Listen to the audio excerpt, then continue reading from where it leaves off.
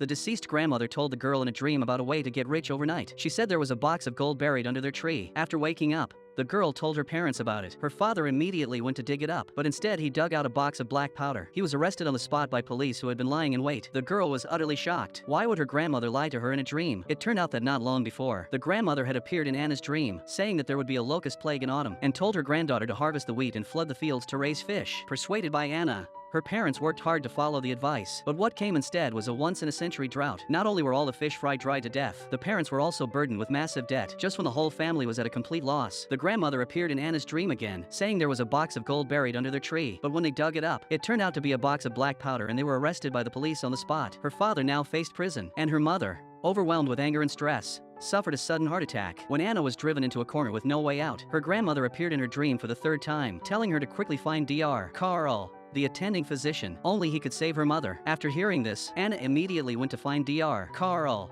who was in the middle of surgery. She threatened him with her life and forced him to treat her mother. But unexpectedly, not only did her mother fail to survive, it also implicated a car accident patient who missed the best window for rescue. And that patient turned out to be Anna's boyfriend. His mother resented Anna for causing her son's death, and in a fit of rage, she killed her. To this day, Anna could not understand why the grandmother who loved her the most had harmed her again and again. When she opened her eyes again, she had been reborn, back to half a year earlier. At that moment, her parents suddenly rushed into her room, saying rumors were spreading in the village about an upcoming locust plague. They couldn't make up their minds, so they asked Anna whether they should flood the fields to raise fish. Anna refused without hesitation, and told her parents not to listen to the villagers' nonsense. In this life, she would never let her parents repeat the tragedy of the previous one. To be absolutely safe, she bought a large amount of pesticide in advance and sprayed it over the fields. Under Anna's careful care, the fields welcomed a great harvest. The whole family was overjoyed. Anna felt relieved that she hadn't listened to her grandmother, but before she could be happy for long, early one morning, she suddenly heard her parents crying outside. They discovered the fields were surrounded by a massive swarm of locusts. Although her parents desperately tried to drive them away, in the end, they could only watch helplessly as the crops were completely devoured. At that moment,